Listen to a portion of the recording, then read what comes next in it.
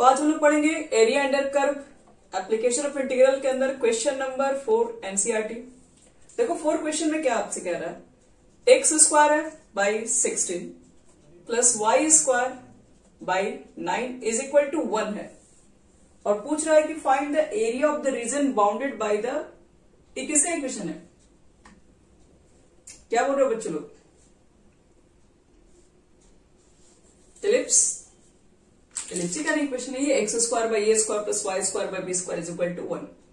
ये हमारा एलिप्स का इक्वेशन है। अब एक चीज मुझे बताओ, ये जो एलिप्स का इक्वेशन दिख रहा है ये हॉरिजॉन्टल एलिप्स है या वर्टिकल इक्वेशन ऑफ एलिप्स होगा? हॉरिजॉन्टल का मतलब इस तरीके से, वर्टिकल का मतलब इस तरीके से। ये किस तरह का एलिप्स है? इक्वेशन हम सब पढ़े थे जब ग्राफ पढ़ा रहे थे तब उसका, तो कैसे डिसाइड करेंगे? एक्स एक्सिस के नीचे क्या है? ग्रेटर नंबर है, तो इसलिए ये हॉरिजॉन्टल एलिप्स होगा, क्योंकि एक्स एक्सिस क्या होता है? हॉरिजॉन्टल होता है। वाई एक्सिस के नीचे अगर नंबर कोई बड़ा रहता तो ये वर्टिकल एलिप्स हो गया रहता। तो पहले क्या लिखोगे इसकी इक्वेशन के बारे में? लिखोगे the given equation, the given equation is an equation of ellipse. बस इतना आप लिख दीजिए। अब क्या करो, इसके एलिप्स का इक्वेशन तो दिया हुआ है, अब इसका फिगर कैसे होगा? तो इसके फिगर को कैसे बनाते हैं? पहले काम करते हैं, आप इस लाइन को मत ड्रॉ कीजिए, लाइन ड्रॉ करने से थोड़ा दिक्कत होता है। आप इसको पहले एलिप्स ही बना लो इस तरीके से, पता तो चल गया एलिप्स है। लिख देना इक्वेशन ऑफ यहां पर लिख दो horizontal ellipse, horizontal ellipse. Horizontal क्यों? क्योंकि लिखना पड़ेगा यहां पर 16 जो है वो ग्रेटर देन क्या है? 9 है। ये जो वैल्यू आपको दिख रहा है इससे ग्रेटर है, इसकी वजह से। तो कुछ इस तरीके से बनता है बच्चे लोग एलिप्स। सबको समझ में आ रहा है? अब देखो यहाँ ध्यान समझो, आपसे कह रहा है कि ये जो हॉरिजॉन्टल एक्सिस पे जो वर्टिकल एक्सिस पे जो ये एलिप्स बन रहा है, जो आपको दिख रहा है, ये इतने एरिया को एक उपाय किया हुआ, इस एरिया को मुझे निकालना है कि इसका एरिया कितना होगा। तो चलो इसके एरिया को पता करते हैं कितना होगा। ए नाम दे दे रहे हैं यहाँ पे, बी नाम दे दे रहे हैं, सी नाम दे दो, डी नाम दे दो। कितना एरिया ऑक्यूपाई किया कि मुझे पता करना है। क्या आप बता सकते हैं इसका कोऑर्डिनेट कितना होगा? बता सकते हैं बिल्कुल। देखो ये एक्स एक्सिस है, वाई की वैल्यू 0, वाई की वैल्यू 0 पुट करोगे तो ये तो पूरा खत्म, यानी x square by 16 is equal to हो जाएगा 1 होगा।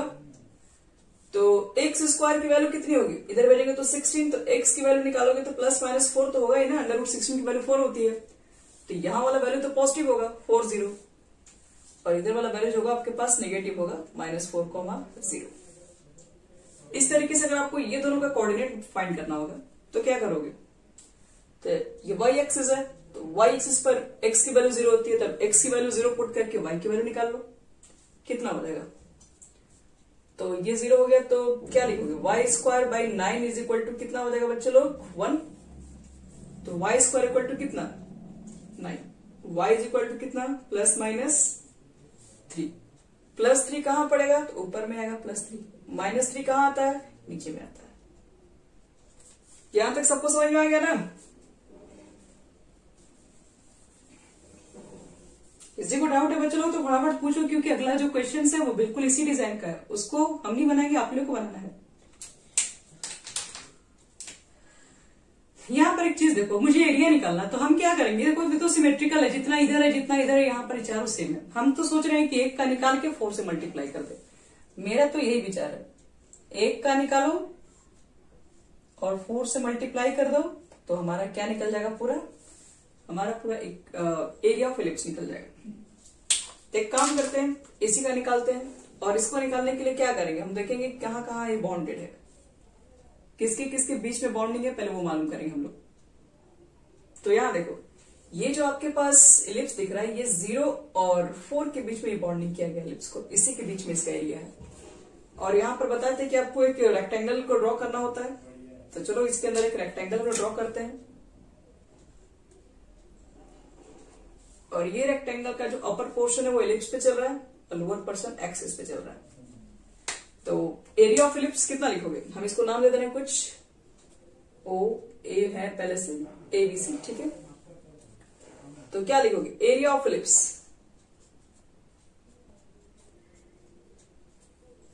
कितना लिखेंगे, area of ellipse is equal to क्या लिखोगे, हम इसको थोड़ा कम कर दें, इज इक्वल टू लिखोगे 4 इंटू एरिया ऑफ कर्व, कौन सा, ओ ए सी ओ।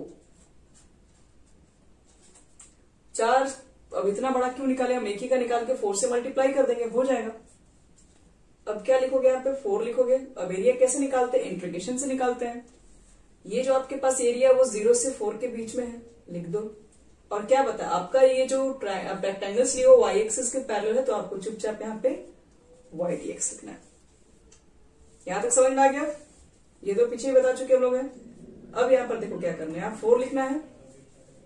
अगला स्टेप, 4 के बाद आपको यहाँ पर 0 to 4 तो देना ही है। अब यहाँ पर y की वैल्यू बच्चे लोग निकाल के रखनी पड़ेगी।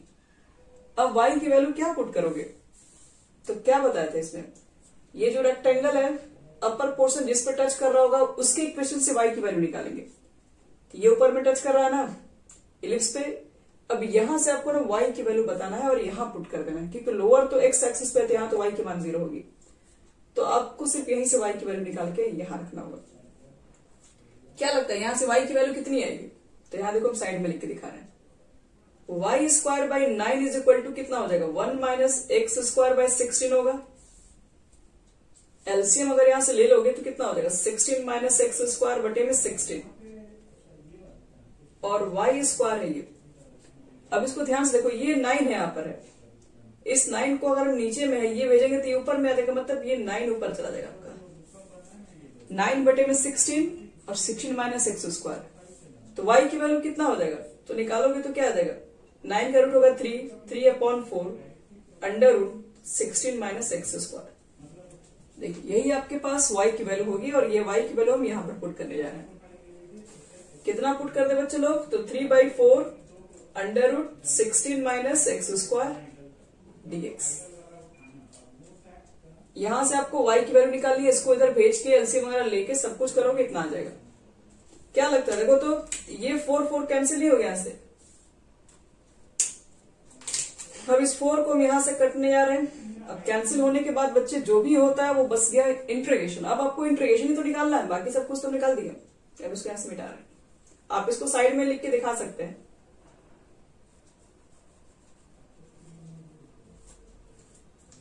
चलो अब बताओ कि इसका इंटीग्रेशन कैसे निकाला जाए।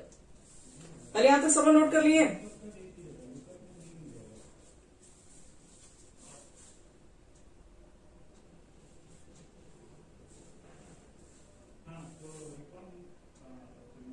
हाँ बोलो।